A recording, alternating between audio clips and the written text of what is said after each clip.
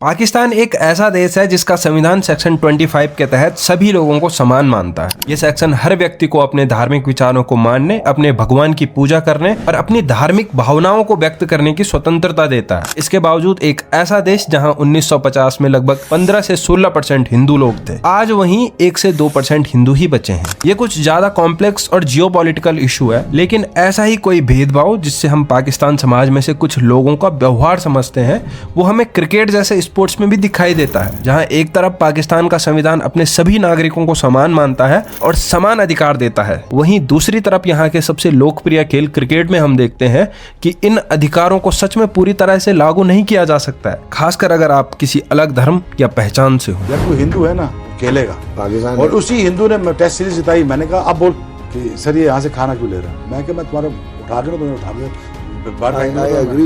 ठीक। तो आज हम बात करेंगे पाकिस्तान के हिंदू माइनॉरिटीज से आने वाले पाकिस्तान के one of the greatest leg spinner Danish Kaneria के बारे में, जिन्हें पाकिस्तानी क्रिकेटर्स पाकिस्तान को बदनाम करने वाला देशद्रोही मानते हैं। पाकिस्तान के साथ पाकिस्तान का नाम बदनाम किया दुनिया भर में, ऐसे कैरेक्टरों का मैं क्या जवाब, जिनके बारे में इंडियंस का कहना है कि उनका क्रिकेट करियर इसलिए समाप्त किया गया क्योंकि वो हिंदू थे। पाकिस्तान के लिए जिस गेंदबाज ने कभी उंगलियों से खून निकलने तक गेंदबाजी की थी, आज उसी गेंदबाज को एहसान फरामोश पाकिस्तान हिंदू होने की सजा दे रही है। दानिश कनेरिया ने अपने करियर में पाकिस्तान क्रिकेट के लिए कई बेस्ट परफॉर्मेंसेस दी है और वो पाकिस्तान क्रिकेट के महान लेग स्पिनर थे।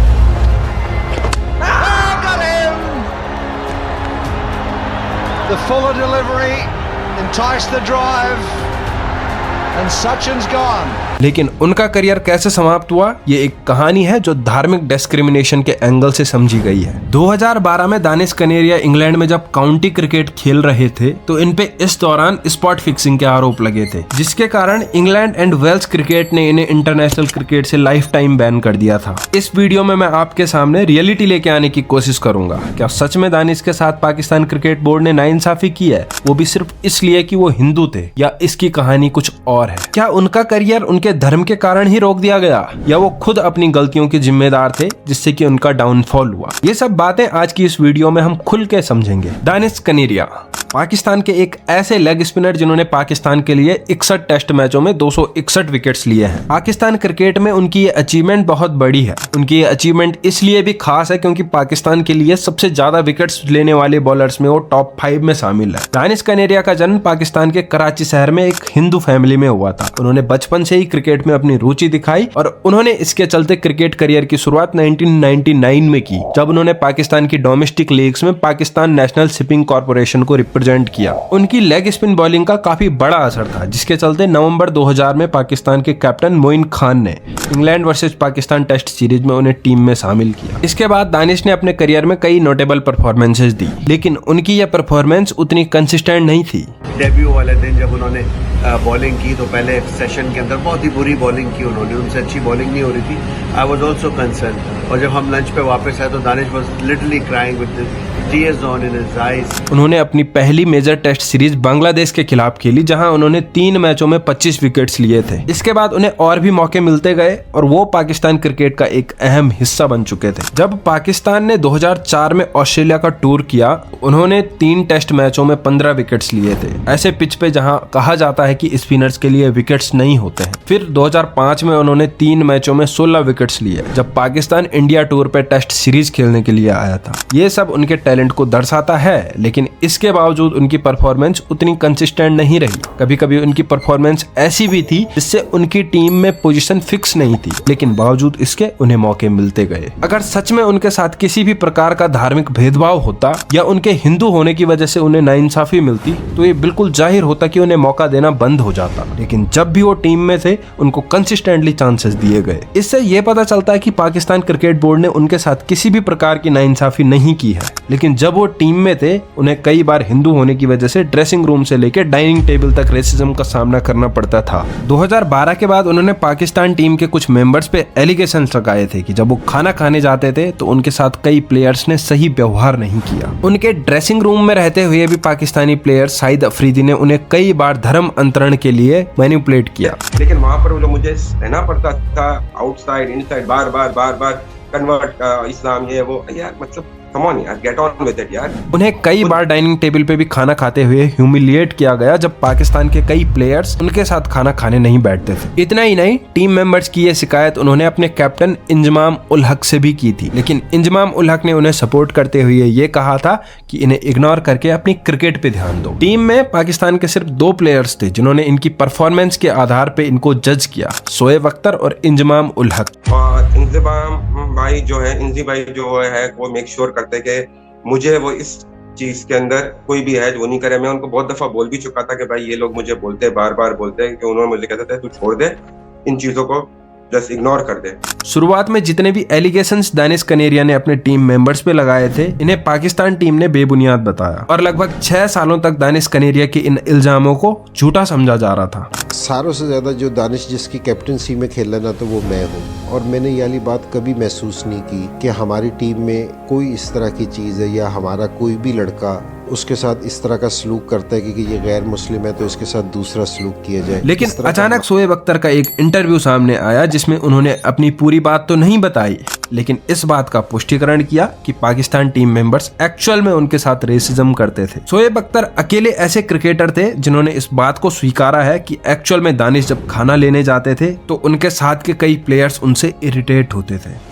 जरा सोच के देखिए इस बात को, आप स्पोर्ट्स खेलने आए हैं और आपको आपकी परफॉर्मेंस सुधारने से ज्यादा धर्म अंतरण के लिए मैनिपुलेट किया जा रहा है। आपको अगला ओवर कैसे डालना चाहिए इससे ज्यादा जानकारी आपको इस बारे में दी जा रही है कि आपको अगला धर्म कौन सा चूज करना चाहिए। शाहिद अफरीदी के लिए ये बात कोई नई बात नहीं है, आप जरा इस वीडियो को देखिए। एक दफा टीवी तोड़ चुका हूँ। क्या, किस चीज से मारा था? ये इंडियन ड्रामों में क्या होता है, थाली लेके यूं करके क्या कहते हैं उसको, पता नहीं, आरती। हाँ। पता नहीं क्या वो यूं कर रही, टीवी के सामने खड़े हो गए। तो मैंने यूं करके देखा तो मैं पता नहीं क्या हुआ कि मैंने यूं करके दीवार के अंदर ही टीवी कर दिया।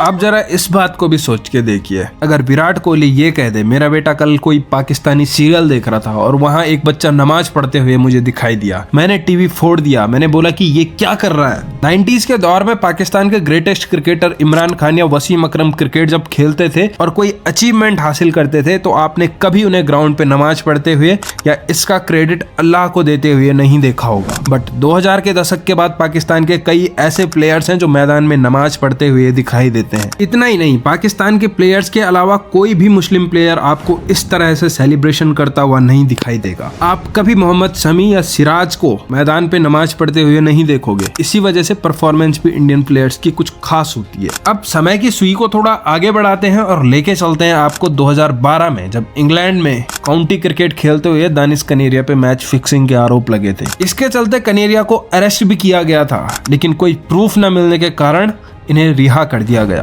दानिश पे लगे स्पॉट फिक्सिंग की वजह से इंग्लैंड एंड वेल्स क्रिकेट ने उन्हें लाइफ टाइम बैन कर दिया था, जिस वजह से उनका पूरा इंटरनेशनल क्रिकेट करियर खत्म हो गया था। इंग्लैंड में वो एक डोमेस्टिक लीग खेल रहे थे, ये एलिगेशन प्रूफ भी नहीं हुए थे, लेकिन बावजूद इसके इन पे क्रिकेट से लाइफ टाइम बैन लगा दिया गया।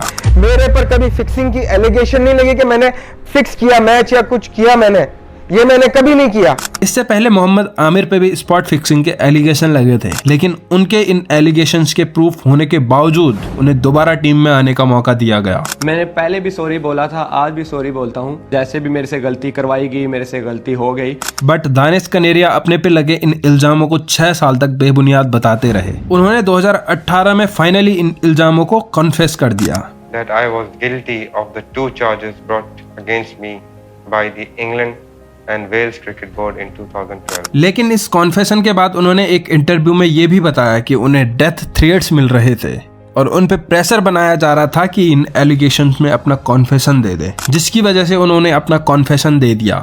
उनके अनुसार 2012 स्पॉट फिक्सिंग स्कैंडल का जो मास्टरमाइंड था वो उनकी पूरी टीम को जानता था और वो ऑफिशियल विजिट पे पाकिस्तान भी अक्सर आया करता था। वो एक हिंदू था जिसकी वजह से टीम मेंबर्स ने दानिश की उनसे मुलाकात करवाई थी और इसी वजह से इनका नाम इस फिक्सिंग स्कैंडल में आया था। पूरी पाकिस्तान की टीम उस बंदे को जानती थी, ऑफिशियल जानते थे, और वो बंदा पाकिस्तान आता रहा ऑफिशियल टूर पे।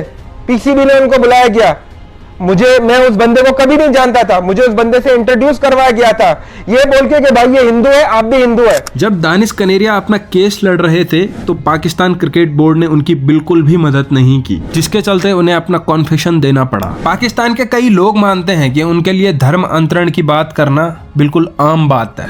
ये एक पर्टिकुलर कम्युनिटी के लिए आम बात हो सकती है, लेकिन दूसरी कम्युनिटी को इस बात का बुरा लग सकता है। मोहम्मद अजहरुद्दीन, जहीर खान या मोहम्मद शमी जैसे ग्रेटेस्ट इंडियन मुस्लिम क्रिकेटर से आप ऐसा कभी नहीं सुनोगे कि उन्हें रोहित शर्मा ने ये कहा कि आप हिंदू धर्म में आ जाइए। इसके पीछे का एक ही कारण है कि स्पोर्ट्स में किसी की जाति, धर्म या मजहब को नहीं देखा जा सकता है। मैंने जो भी डिटेल्स आपको इस वीडियो में बताई है उन सभी की लिंक डिस्क्रिप्शन में है, तो आप निश्चिंत रहिए, मैंने अपनी तरफ से कोई जानकारी आपको नहीं दी है। आपकी इस बारे में जो भी राय है कमेंट सेक्शन में दीजिए। इस वीडियो में मेरा किसी धर्म, मजहब या कम्युनिटी के बारे में कुछ गलत बोलने का बिल्कुल इरादा नहीं था। इस वीडियो में बस इतना ही। मिलते हैं आपको क्रिकेट की एक और कहानी के साथ एक और वीडियो में। तब तक के लिए धन्यवाद। Thank you so much.